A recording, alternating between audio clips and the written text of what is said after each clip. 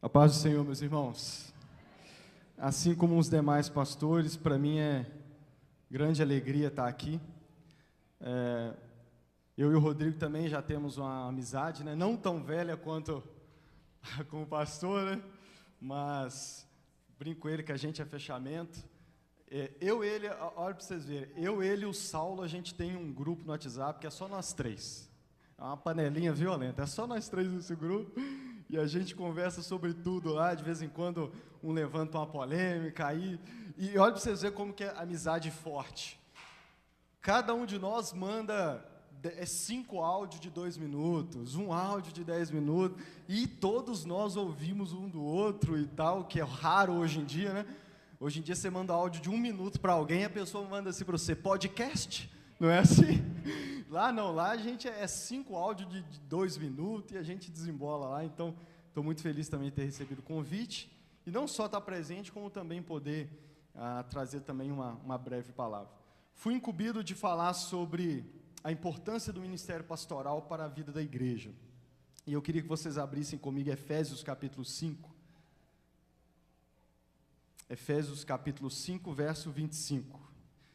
Eu vou costurar aqui hoje 4 passagens bíblicas, muito brevemente, para poder falar com os irmãos a importância do ministério pastoral para a vida da igreja. Foi falado aqui já nas 2 palavras anteriores, mas no sentido de você, né, ser fiel e cumprir o ministério, e a minha palavra é ajudar toda a igreja a entender a importância, né, do ministério pastoral e também dos diáconos, né, vamos estender a todos os que exercem liderança, a importância disso para a vida da igreja.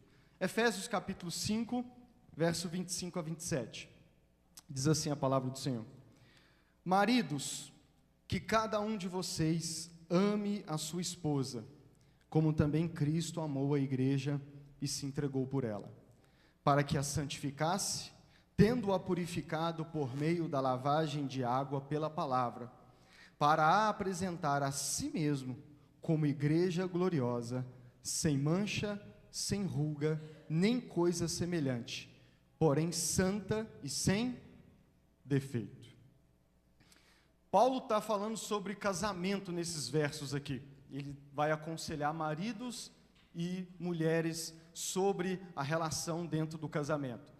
Mas o que eu quero destacar não é nem sobre o casamento, mas é a comparação que Paulo faz. Paulo, orientando casais, ele usa uma imagem da relação de Cristo com a sua noiva, que é a igreja. Nós coletivo, nós como igreja, como um só povo, nós somos a noiva de Cristo, amém? Nós somos a noiva de Cristo. E Paulo, quando vai orientar casais, ele traz o exemplo da relação de Cristo com a igreja, e ele fala assim: marido, vocês precisam amar a sua esposa, como Cristo amou a igreja, como Cristo amou a sua noiva, e se entregou por ela. E aí olha o motivo pelo qual Cristo se entregou por ela, ele diz: para que a santificasse, tendo-a purificado por meio da lavagem de água pela palavra, para a apresentar a si mesmo, como igreja gloriosa, sem mancha, nem ruga, nem coisa semelhante, porém santa e sem defeito. Desde que Cristo deu a sua vida pelo seu povo, pela sua igreja, o que Cristo está fazendo desde então? O que Cristo está fazendo neste exato momento? Por esse texto nós podemos entender que desde que Cristo entregou a sua vida pela igreja, e esse é o motivo principal pelo qual Ele o fez, e não só naquele dia, mas desde então, a palavra de Deus diz, Paulo vai dizer que Cristo está dando a sua vida deu a sua vida pela igreja, e Ele continua santificando a igreja e a purificando, para tirar toda mancha, toda ruga, toda mácula, todo defeito, porque qual é o propósito dele? A apresentar a si mesmo no dia da sua volta, sem mancha, sem defeito, sem mácula, ou seja, santa. Portanto, o que Cristo está fazendo desde que Ele ascendeu aos céus? Cristo está purificando e está santificando a sua igreja. Quem está em processo de santificação? Essa é a base de falarmos sobre santificação na igreja. Por que você deve ser santo? Porque a vontade do seu noivo é que você seja santo.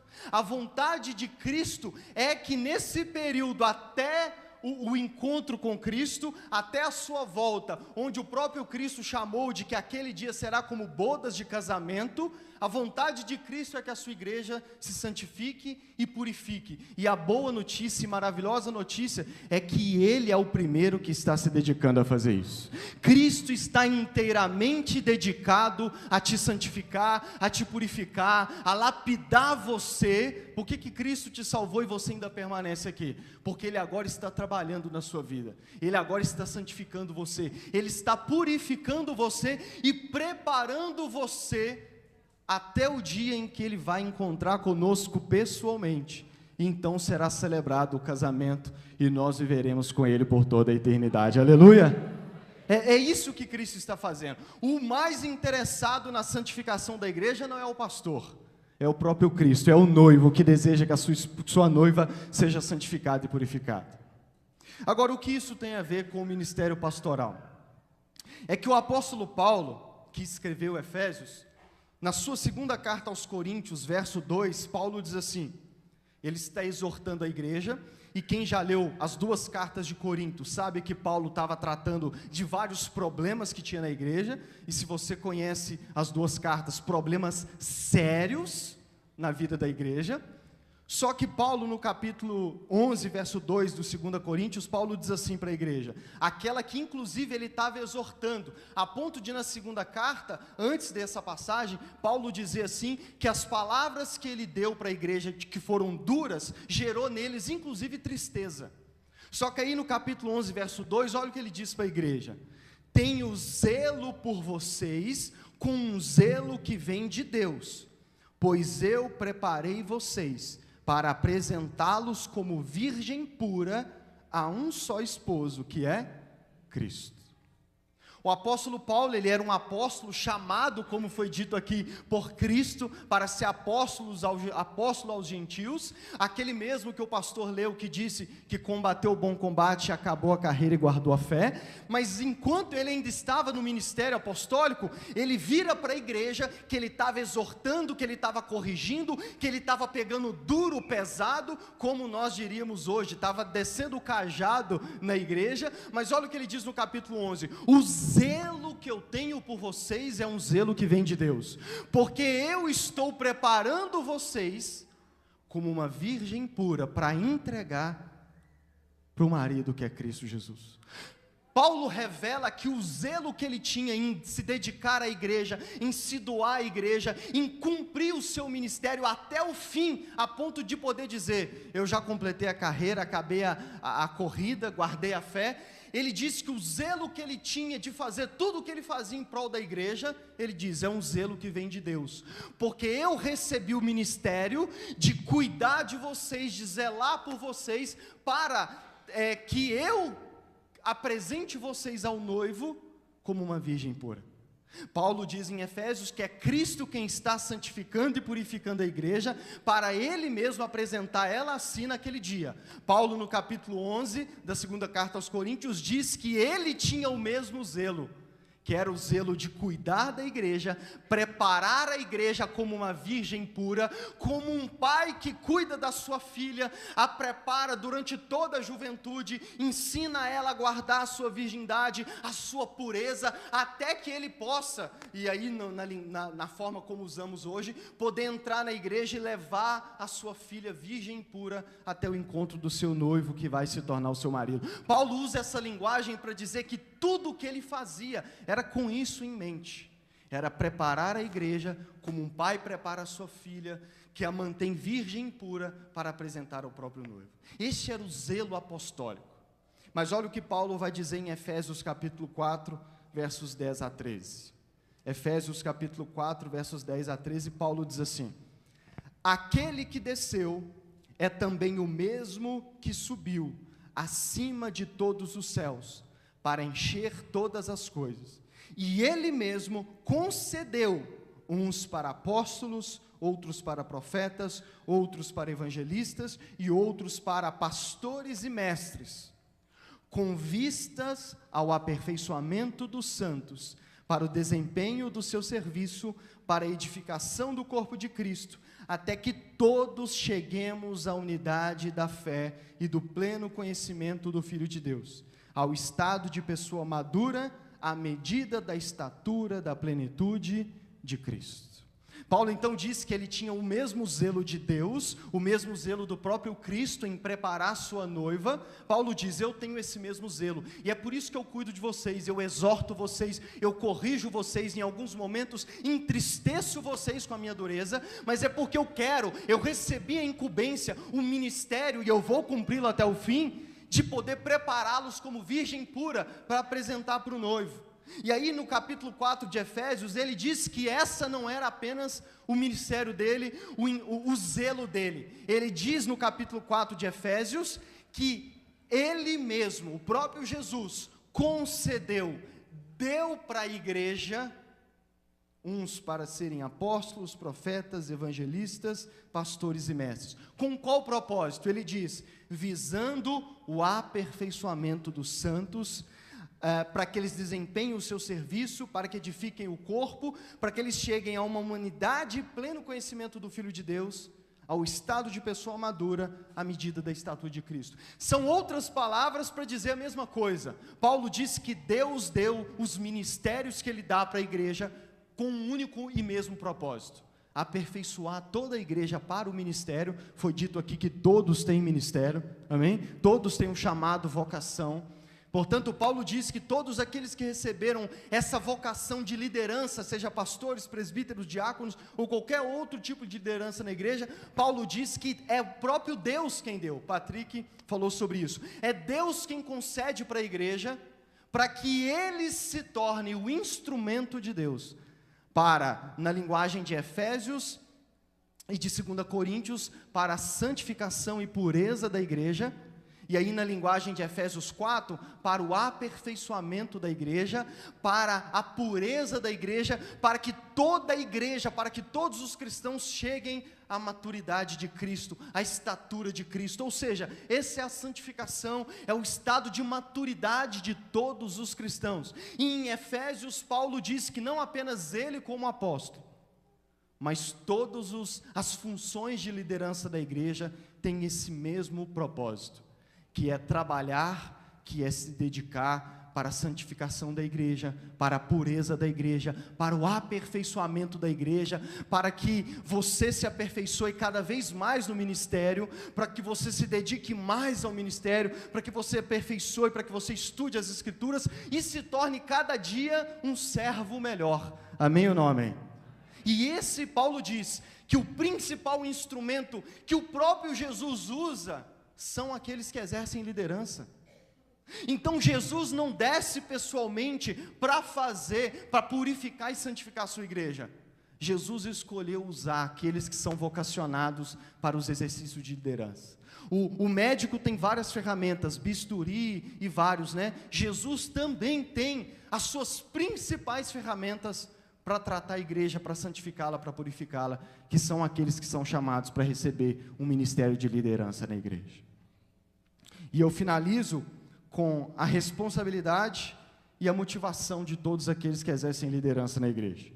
Atos capítulo 20, verso 17 e 28. Atos 20, 17 e 28, Paulo diz assim: de Mileto, Paulo enviou uma mensagem a Éfeso, pedindo aos presbíteros da igreja que se encontrassem com ele. Verso 28.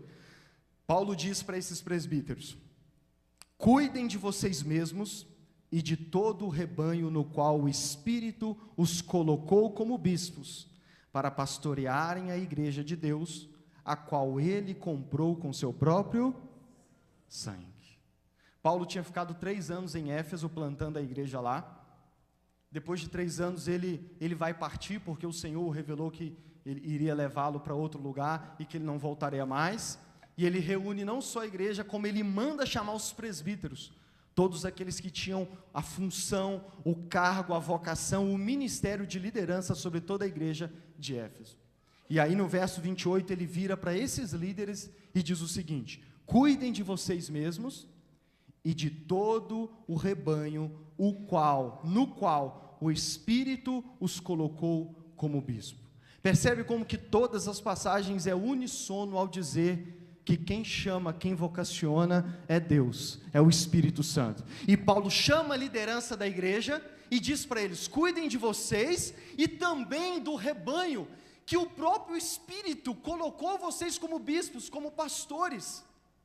Foi Deus quem chamou, foi Deus quem vocacionou. E aí é como se ele estivesse dizendo, ele diz isso na verdade em todo o capítulo: eu estou partindo, não estarei mais aqui, vocês não me verão mais, portanto a partir de hoje é responsabilidade de vocês cuidar da igreja, pastorear a igreja, purificá-la, santificá-la, ser usado por Jesus para preparar a sua noiva para que se encontre com ele naquele dia.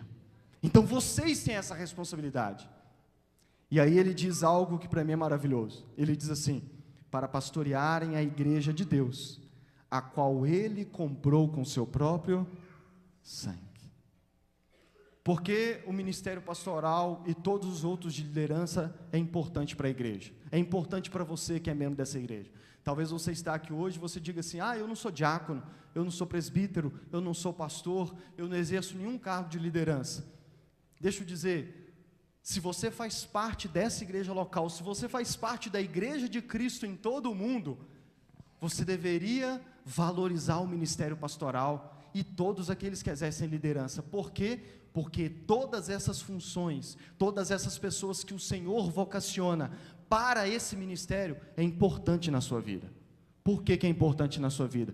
Porque se você é igreja, é noiva de Cristo Jesus, Ele está santificando você, purificando você, trabalhando na sua vida para o dia que você for encontrar com Ele. Quem está ansioso por esse dia? Quem está ansioso por esse dia?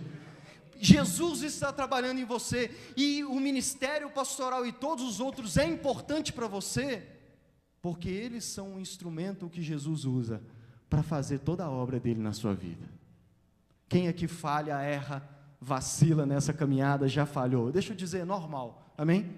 Aqui não seremos perfeitos, mas a boa notícia é que Jesus, o mesmo que te salvou, Ele está ativamente trabalhando na sua vida, para que naquele dia você se apresente diante dEle, puro, sem mancha, sem mácula, sem defeito. Portanto, todas as funções de liderança da igreja são importantes para você, porque Jesus vai usá-los para lapidar você. Mesmo nos dias em que, como Paulo aos Coríntios, eles são duros e deixam você até de certa forma triste, mas não se esqueça, lembre-se de que até nesses dias, Jesus vai estar trabalhando em você, para você crescer em graça, em conhecimento dEle, para que você se torne uma noiva cada vez mais bela, bonita, até o encontro do seu noivo. Quem já é casado aqui? Mulheres, quem já se casou aqui? Quanto tempo você ficou no salão? Os homens, meia hora, mesmo assim, porque o pessoal falou: não, vem cá, deixa eu arrumar, porque por eles era só um banho e entrar no terno dava bom, né? Mas e quanto tempo você ficou, mulher? Nós, igreja, somos corpo de Cristo, portanto Deus nos deu todo esse tempo aqui na terra, para nos preparar e nos tornar mais belos ainda para encontrar com Ele. Portanto, deixe que todos aqueles que têm função de liderança na igreja, cuidar de você, lapidar você, purificar você, para que naquele dia você esteja belo diante do seu noivo. Agora, a todos aqueles que têm esse chamado, essa última frase de Paulo mexe muito comigo. Ele vira para esses presbíteros e diz assim para eles: cuide desse rebanho, não só se lembrando de que foi o Espírito Santo quem chamou vocês, mas não se esquecendo de que essa igreja, que você vai cuidar dela, que você vai dar a sua vida por ela, que você vai gastar todos os seus dons, tudo aquilo que Jesus te deu. Não se esqueça que essa noiva, essa igreja, que vai te dar trabalho, não se esqueça que essa noiva é a noiva por quem Jesus foi para a cruz do Calvário. Irmãos, o ministério é uma grande responsabilidade, mas ele tem uma grande motivação, e para mim essa é a maior motivação.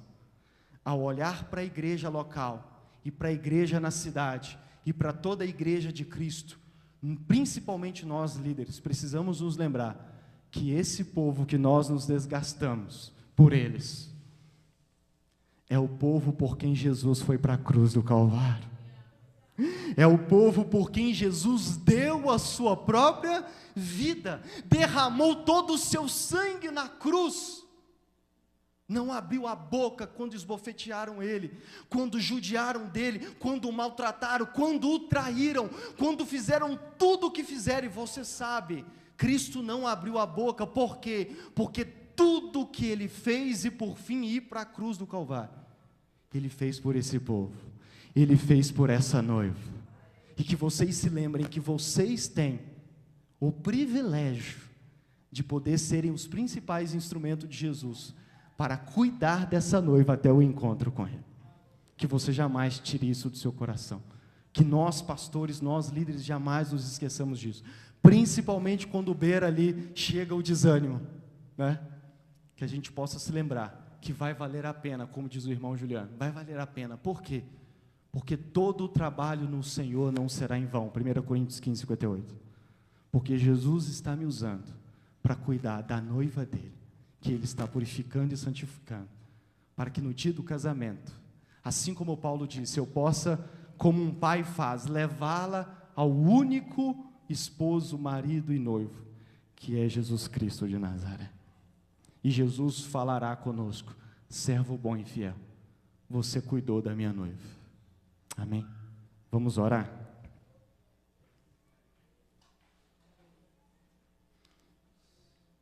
Te convido a orar mais uma vez, uma oração breve. Talvez você é membro da igreja e se esqueceu da importância dos líderes, né? E nós vivemos numa época em que as pessoas têm criado cada vez mais aversão à liderança, sim ou não? À autoridade. Eles pegam os maus exemplos de pastores que até abusam, que pressionam, que fazem um mal para a igreja ao invés de fazer o bem, e as pessoas têm tomado o pavor de pastores, líderes e mestres. E às vezes você até frequenta uma igreja hoje, mas você não se submete, você não se envolve. Por quê? Porque você criou vou dizer um termo claro aqui que a gente normalmente usa, criou um ranço de liderança. Deixa eu dizer para você, que neste momento o Senhor mude o seu coração, e que você se lembre, que não é porque aquele lá foi um mau servo de Cristo, que todos os outros serão. Que você se lembre nessa noite, de honrar todos os diáconos que foram consagrados, o pastor Rodrigo, o pastor Júlio e todos, de que Deus vai usar eles para ajudar você a melhorar, de que às vezes você ora pedindo a Deus para ser um crente melhor, mas você não se submete à liderança, e a forma que Deus vai usar para fazer, é colocando líderes, pastores, presbíteros no seu caminho, e que todos nós que lideramos aqui, possamos nos lembrar também, a nossa maior motivação para fazer tudo que fazemos, é lembrar que tudo que nós fomos chamados para fazer, é ter o privilégio de cuidar, e de ser instrumento de Jesus, para cuidar da sua noiva, até que naquele dia ele possa receber a mão dela, e possa consumar esse casamento, que durará por toda a eternidade. Oremos neste momento. Senhor nosso Deus e nosso Pai, obrigado, Senhor, por essa noite, pelo privilégio que o Senhor nos concedeu de estarmos aqui, nesse dia tão especial, para essa igreja local, a Igreja Assembleia de Deus do Rochedo, Senhor, que está celebrando 26 anos, 26 anos em que nós temos visto, Senhor, e ouvido falar de como Jesus, o Senhor, tem cuidado dessa igreja, como o Senhor tem tornado ela cada vez mais bela, Senhor, como o Senhor a tem usado para produzir cada vez mais frutos e frutos nessa cidade. E obrigado pelo privilégio de estarmos aqui celebrando com a igreja local e com toda a sua liderança mais um ano de vida de muitos que nós cremos que virão até a volta do nosso Senhor. Obrigado pelo privilégio de todos nós que aqui estamos e que lideramos, fomos chamados e vocacionados para a liderança. Todos os diáconos aqui consagrados, o pastor Rodrigo que foi oficialmente consagrado, Deus.